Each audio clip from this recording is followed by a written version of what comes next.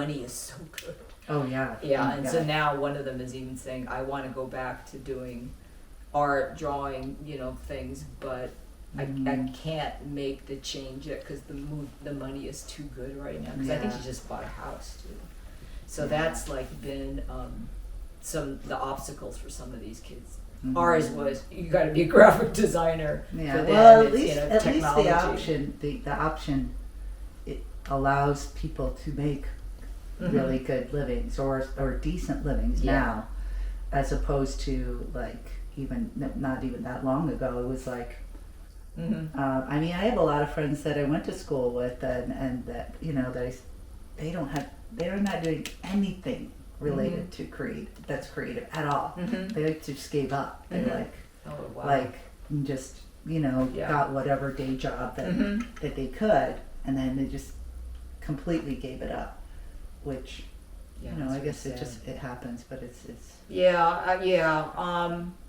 like I tell people, I was incredibly fortunate to become a teacher. I found out that I was good at it, and I really loved doing what I was doing, which was, and I grew as not just as a person or as a teacher, but also as an artist. I grew from all those years, working with the kids and getting them excited about the visual arts, and then later even teaching the AP Art History class and actually studying the art, and then doing some work for the principal and developing some strategies for him to help the faculty to become more, involve creativity within their subject, their disciplines too. Because the other thing is, like Nico and his fear of paperwork. Oh yeah.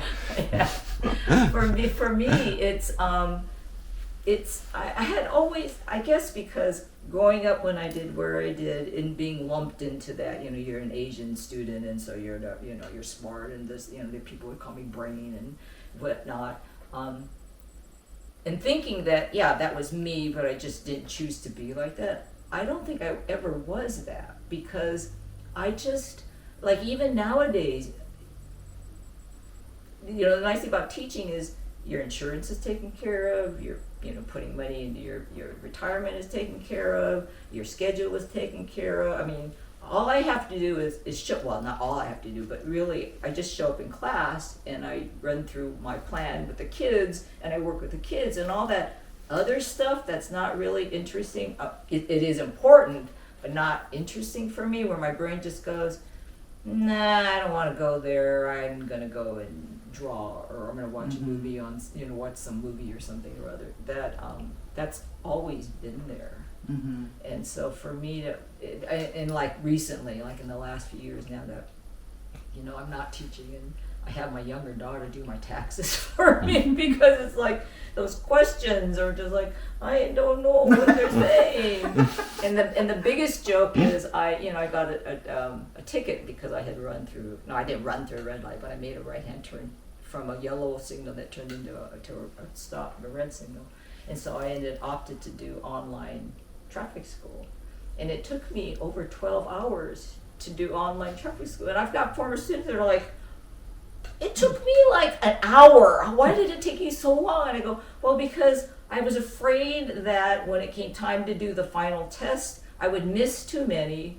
I would have to wait and start all over again and pay or whatever. And I said I was taking notes, because anytime they put things up like, 100 feet or 5 seconds or this, that, and the other, I had to write down all those things, because I was afraid I was going to read the question wrong and answer it incorrect. Because, in fact, that was with one of my students who actually is bipolar, had said, he goes, I think you're one of those people that will read a sentence, and if you put your emphasis on the wrong word, you come up with a different idea. And I'm like, yeah, that's me. And I would be afraid that I would answer it incorrectly because I put the emphasis on the wrong word. And so it took me over 12 hours. Of course, I only missed one question, but that was one of those ones where I got seconds and miles mixed up. So it was, for me, I lucked out with being an art teacher, because I got to do what I wanted to do, something that I thought was interesting, something I thought was important, getting to work with kids that for some of them was the first time they were exposed to this, and then realizing, this might be something I could seriously look into doing, for the rest of my life.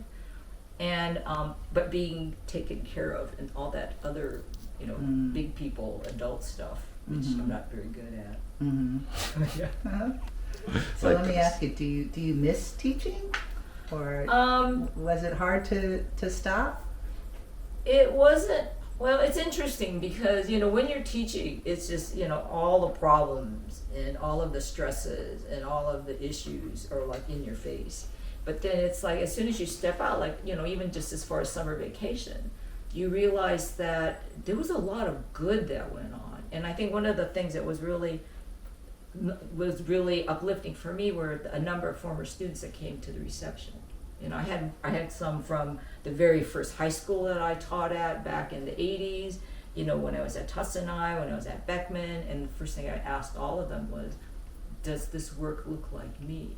Oh, yeah. And then they would all say, yeah. In fact, one of them said, yeah, I recognize like some of the things you had us do in class, like as in parts of some of the things that you do. But yeah, they said that personality-wise, what they saw, it wasn't a surprise to them what they saw that I was producing. So that was really cool. Yeah. And in fact, I uploaded the little thing that you have on Instagram. I think it was about the talk on the 26th. Yeah, and I actually sent that to a couple of kids that were out of town at the reception that had been asking me, is there another time I can go and see it? And so I said, well, if you can make it to this, that would be great.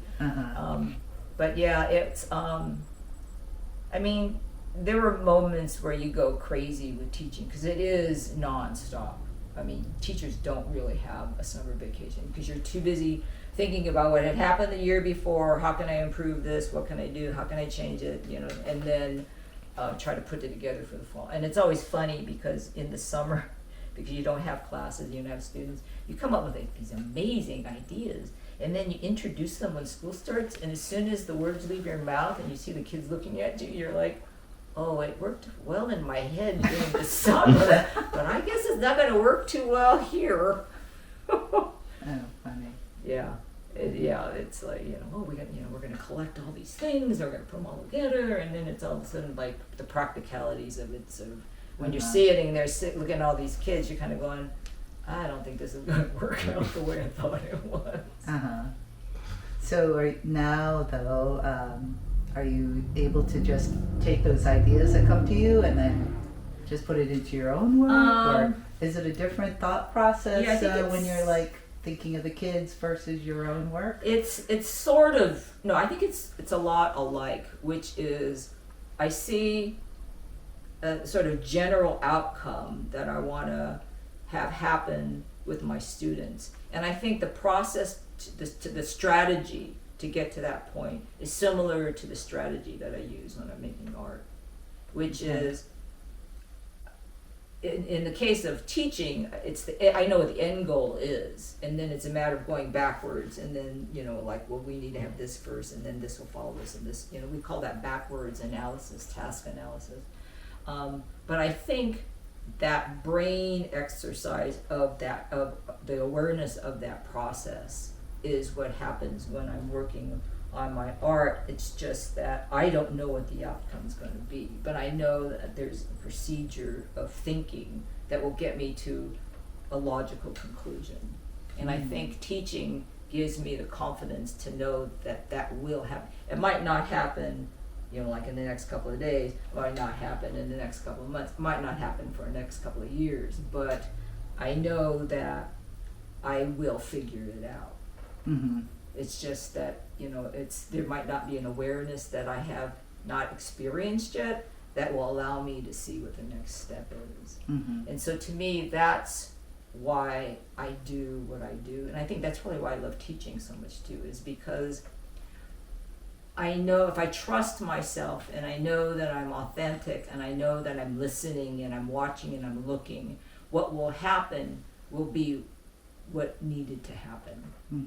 And if it didn't quite happen, then it's sort of like, okay, well, the next time I might try some other stuff. But I think it is the confidence to be able to just sort of let go. And I think that's what most people are afraid of when they're in the arts, is it's like they have to have control all the way through. Mhm. And it's like, to me, that's the kiss of death. It's like, it's not going to happen. I need to, and then it's not as fulfilling either. Like, if I already knew what the end was going to look like and become and everything, then it would be sort of like, so why am I going through all this work if I already, if the surprise is not going to be there? Right.